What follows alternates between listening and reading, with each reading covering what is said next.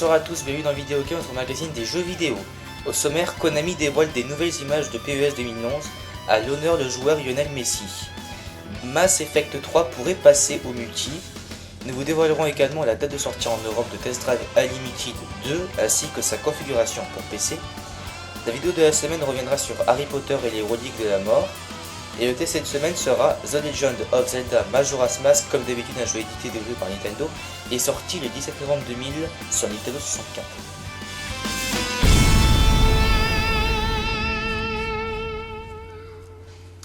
Konami compte bien nous prouver que le prochain épisode de Pro Evolution Soccer vaut le coup d'œil en nous proposant une série d'artworks dédiée à Lionel Messi. On constate que le footballeur a été modélisé avec soin, mais aussi qu'il est capable de feinter ses adversaires avec des dribbles de toute beauté. On rappelle en effet que l'animation des joueurs a visiblement été totalement remaniée à l'occasion de cette nouvelle cuvée. Comme il est désormais très in de proposer du multijoueur pour des jeux qui ne s'y prêtent pas de prime abord, ou de laisser planer des rumeurs à propos de soft qui s'y prêtent encore moins, il se murmure en ce moment que Mass Effect 3 pourrait également se laisser tenter. Pour l'heure, rien de bien concret si ce n'est une offre d'ébauche chez BioWare Montréal concernant un programme multijoueur. Toutefois, le président de BioWare, Ray Musica, envisagerait de façon très sérieuse la possibilité d'un mode coopératif venant se greffer à une aventure résolument solo, en espérant avoir un peu plus d'informations au prochain E3 d'ici quelques jours. Nous avons déjà parlé de Test Drive Unlimited 2 dans les Video Games. On a plutôt montré une vidéo de quoi pourrait ressembler le jeu, mais on n'était pas vraiment fixé sur la date de sortie en Europe. Et bien heureusement, Atari a entendu nos complaintes et nous annonce que le jeu sortira le 24 septembre sur le vieux continent sur PC, PS3 et Xbox 360. Pour ne pas s'arrêter en si bon chemin, Atari nous dévoile aussi la config nécessaire pour faire tourner le bestiau. Donc la configuration minimale, vous devez avoir au préalable Windows XP, Vista et Windows 7, classique. Processeur Core Duo 2,2 GHz ou Athlon X2 4400+, 2 Go de RAM, une carte graphique GeForce 8800 ou Radeon HD 3870 et 14 Go d'espace libre. Un jeu tout de même assez lourd, mais en ce moment, 14 Go c'est le minimum. Et la configuration recommandée, rien ne change sauf au niveau graphique, où il vous faudra une carte graphique GeForce GTX 280 ou Radeon HD 4870.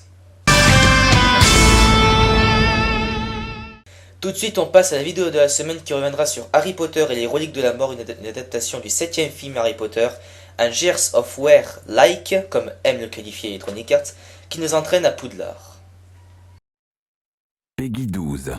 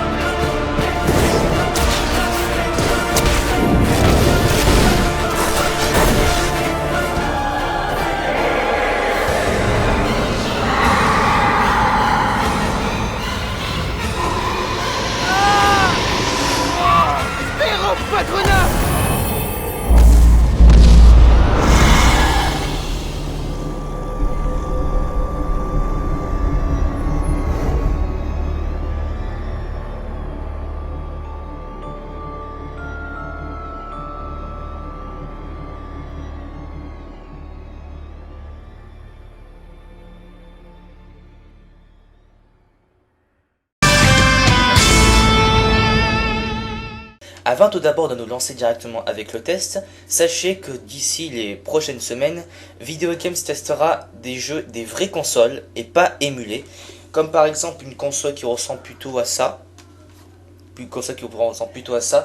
ou encore mieux ça, Mais c'est pour bientôt, rassurez-vous, puisque le jeu qu'on va tester ce soir sera The Legend of Zelda Majora's Mask, deuxième Zelda de Nintendo 64 et le dernier, édité et développé par Nintendo comme d'habitude.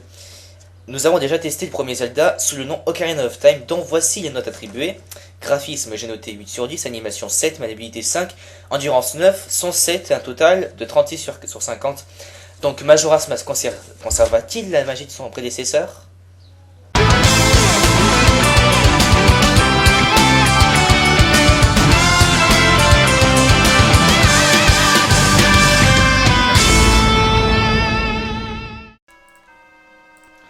Voilà, donc le jeu que l'on va tester aujourd'hui, comme je viens de le dire, c'est The Legend of Zelda Majora's Mask, qui est donc en quelque sorte la suite de Ocarina of Time, mais pas totalement.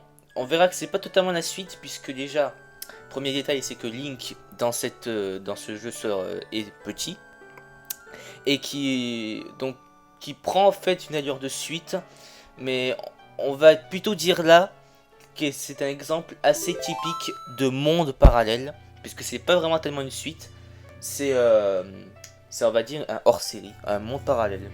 Voilà. Donc on va commencer tout de suite. Alors avant d'abord de démarrer la partie, sachez que c'est le premier Zelda sans Miyamoto, donc le créateur de Zelda et de Mario, puisqu'il a démissionné du poste de Nintendo, c'est le dernier. Donc le jeu est niveau menu, il est pareil. C'est pareil, sauf que le fond, comme vous pouvez remarquer, a changé, il y a juste ça. Et on peut créer malheureusement que 2 fichiers. Et comme ça n'a pas trop été arrangé, on voit bien qu'il y a un vide, on voit bien ça. Donc on peut faire que 2 fichiers, mais ça à la limite, c'est un défaut, un tout petit défaut. Juste un tout petit défaut. Voilà. Sinon, c'est parti, on va commencer par ce Zelda, donc, qui est assez particulier. Aube du premier jour.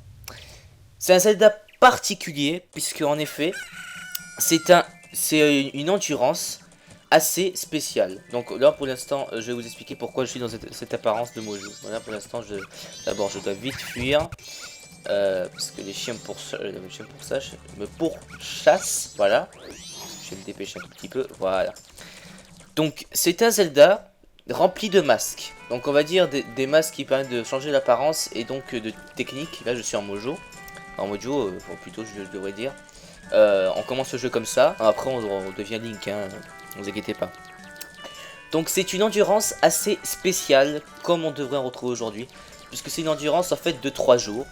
Donc nous avons 3 jours en fait pour retrouver le masque de Majora, qui est en fait une espèce de pouvoir maléfique qui a été scellé dans un masque, et qu'un certain Skull Kid possède, donc c'est le boss final.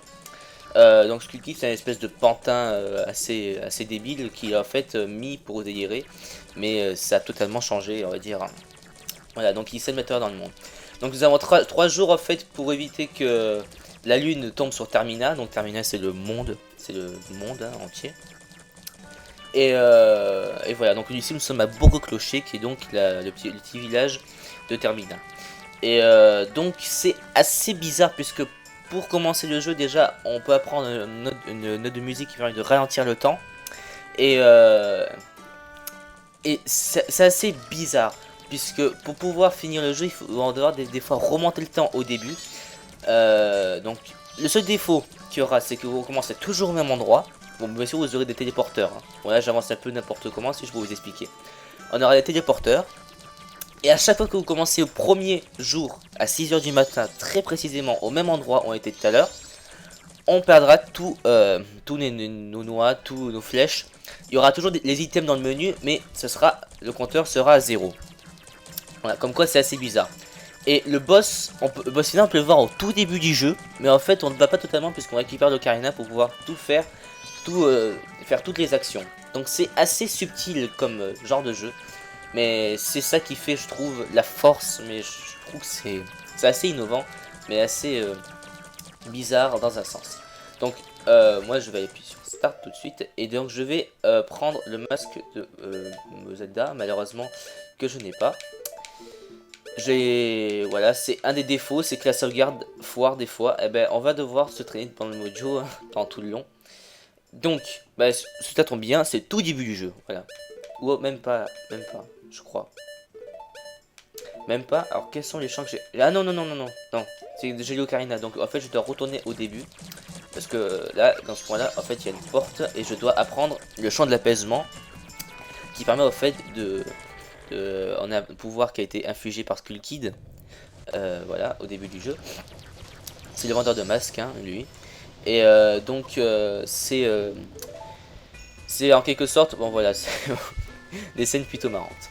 Et donc en fait, le chant d'apaisement permettra de faire revivre les morts et aussi de enlever le pouvoir qui est notre en nous, parce que nous sommes en audio. Et pour le faire c'est dans un masque, il faut simplement faire cette petite mélodie. Cette petite mélodie qui comme par hasard, me reviendra en transformant en Link. Et ce qui est assez bizarre aussi, un petit clin d'œil, c'est que là, le Mojo n'a pas d'ocarina, mais il y a une espèce de trompette. Voilà, une trompette. Et là, donc malheureusement, les choix de l'émulateur, il y a des trucs qui sont censurés, mais bon, pas vraiment censurés on peut dire. Bon, c'est qu'en fait, là, on est en train de se transformer en Link, et donc, pour vous faire une petite idée, on voit Link qui dit au revoir au Mojo, voilà. Et donc tout ça est scellé dans un masque. Le voici, le masque Mojo que vous aurez pour vous transformer et retransformer à l'infini. Voilà. Et nous sommes redevenus Link, le personnage principal. Voilà, donc en gros il vous explique à quoi ça sert cette mélodie. Voilà. Donc en fait, vous avez fait un pari pour avoir deux choses. Déjà, l'objet précieux qui va être évolué, c'est-à-dire l'ocarina, du temps. Là il vous explique un peu tout un peu, voilà. Donc normalement je vais devoir avoir le masque, donc on pourra se transformer et retransformer à l'infini. Ça servira bien sûr dans le jeu. Voilà, j'ai le masque. Nanana, ouais, super. J'ai le masque, je peux l'assigner assez. Bon ça, hein, ça change pas, même truc. Porter le masque avec C, le transformer en Mojo, et puis de nouveau sur C pour devenir normal. Voilà. Le pari que vous devez faire, c'est en fait vous devez avoir le masque Majora, mais là vous ne l'avez pas, puisque tout simplement vous l'avez pas. Et donc, c'est une scène assez bizarre qui se passe. Et donc, le vendeur de masque deviendra tout à coup furieux contre vous, puisque vous n'avez pas de masque. Et donc, il vous explique en gros, maintenant après une explication bien sûr inutile, de ce que c'est le masque de Majora. Donc malheureusement, il y a des trucs qu'on verra malheureusement pas. On verra seulement le texte. C'est déjà pas mal. Donc le masque de Majora, c'est une espèce de relique qui a été scellée dans un masque. Voilà, le truc ancestral, voilà. On a en gros ce que c'est. Donc là, il vous explique un peu ce que j'ai expliqué tout à l'heure. C'est bon, j'espère. Voilà, c'est bizarre. Voilà, là on peut voir Skull Kid juste là. En fait qu'on rencontre vers la fin, qui en fait en train de, je sais pas trop quoi faire.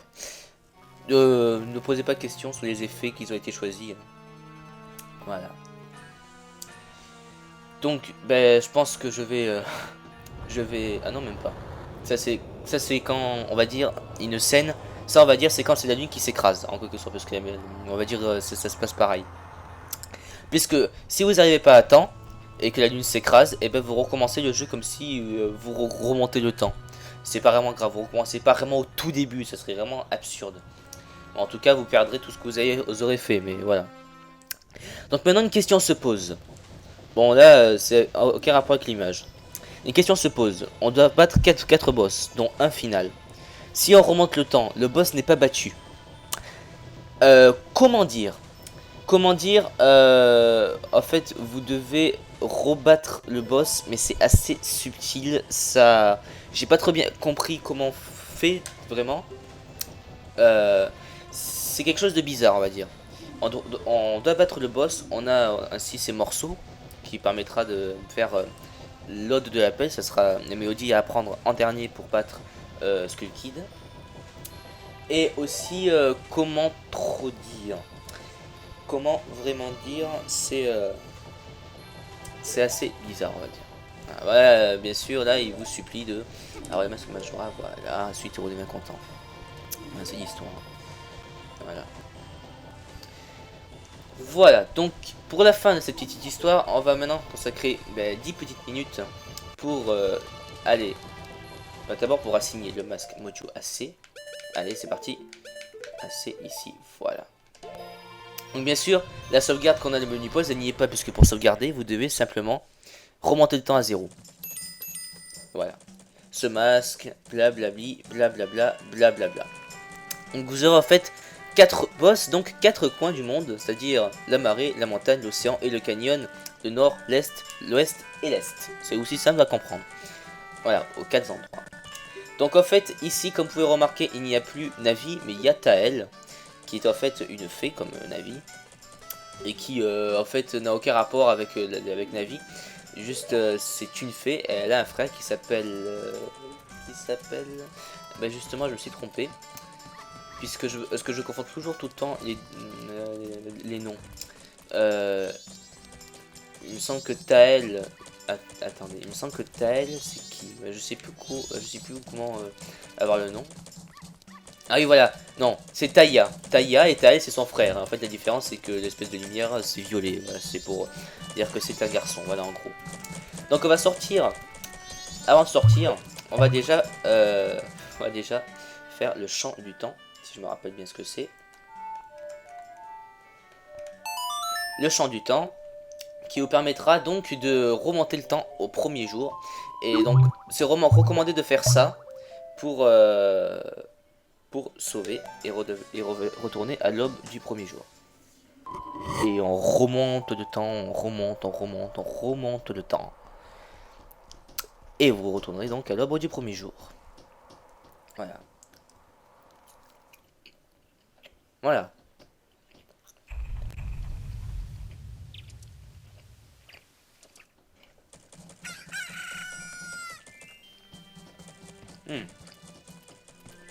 Voilà. Donc on retourne à l'aube du premier jour. Donc on va retourner vite fait. Donc on va tout de suite aller donc dans la plaine de Termina, qui est équivalent en fait de la plaine Hyrule. Sauf que vous verrez que cette plaine malheureusement est totalement, personnellement, je trouve personnellement, après vous découvrez par vous-même, est totalement ridicule. Je vais vous montrer d'abord, bon, il croit que vous êtes un motu, donc vous devez lui parler. Ok, vous avez une épée, c'est bon, il vous laisse sortir. Voici la plaine Termina, qui est l'équivalent de la plaine d'Hyrule en quelque sorte, et qui est tout simplement ridicule. Qui est assez petite. Voilà, c'est une sorte de plaine Hyrule massacrée, on va dire. C'est pas vraiment très grand, mais voilà, c'est une plaine, on va dire. Voilà, c'est une plaine. Donc, avant de donner la note vite fait, je vais vous faire découvrir les variantes du champ du temps. La version accélérée. Il me semble que je sais plus comment on la prend. Comment on fait déjà? Attends, je me rappelle plus de ça. Voilà, c'est bon. La version accélérée du champ du temps, en fait, qui permet de sauter un jour, il me semble. Voilà, de sauter un jour, aller à la nuit du premier jour. Et aussi le champ du temps inversé. Champ du temps inversé, donc un champ du temps massacré en quelque sorte. Que vous devez apprendre par cœur, c'est essentiel pour l'apprendre. Pour pouvoir ralentir le cours du temps. Bon, bien sûr, il y a un bug, mais bon, c'est vive les émulateurs. Voilà. Voilà, donc l'espèce de losange est bleu et le temps est beaucoup plus long. C'est recommandé de faire ça, extrêmement recommandé, je vous le conseille. Voilà, donc on va passer à la note du jeu. Donc j'ai noté graphisme 8 sur 10. Donc techniquement, moi, c'est pareil que dans Ocarina of Time, hein, c'est-à-dire que les graphismes sont pas du tout changés, ce sont exactement les mêmes.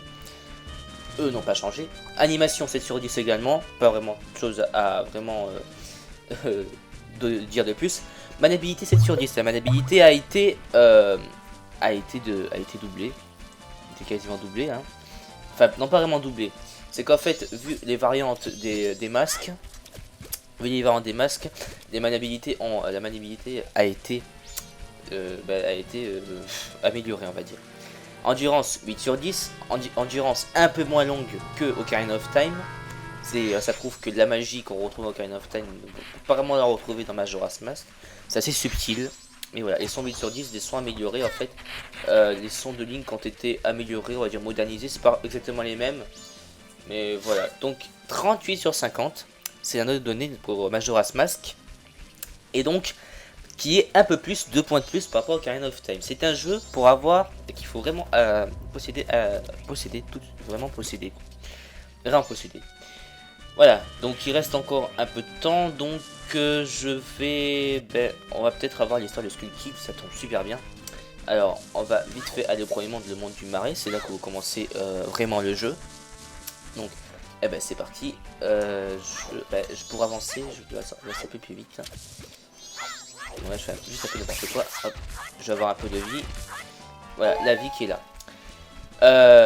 Moi, on doit aller ici. Donc, il y a en fait un dessin dessiné par Skull Kid qui est l'autoporté de soi-même, là, juste ici. Et là, Taya va lui dire quelque chose dessus, puisque c'est un des souvenirs de Skull Kid avec Taya, en fait. Exactement. C'était bien sûr la période où il était gentil, honnête. Voilà. Donc je pense que tout ça se passe de commentaires, même pas. Voilà, donc en gros l'histoire, une petite histoire de Skull Kid sans le masque de Majora. J'espère qu'on a l'occasion de le voir. C'est parfait. Voilà.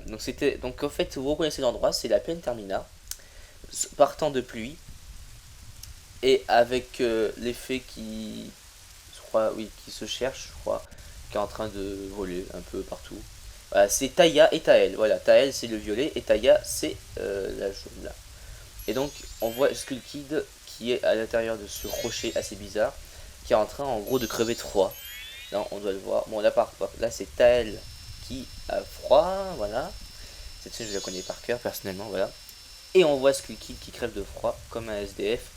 Dans quelques secondes, il le voilà, qui est en train d'avoir froid à peu près. Donc ça équivaut à peu près, je pense, à leur première rencontre, Skull Kid et les fées.